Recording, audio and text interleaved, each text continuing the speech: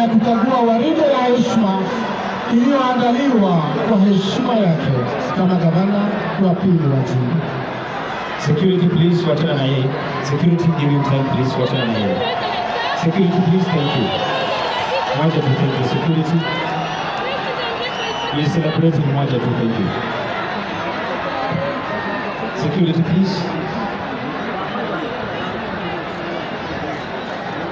Gavana kwa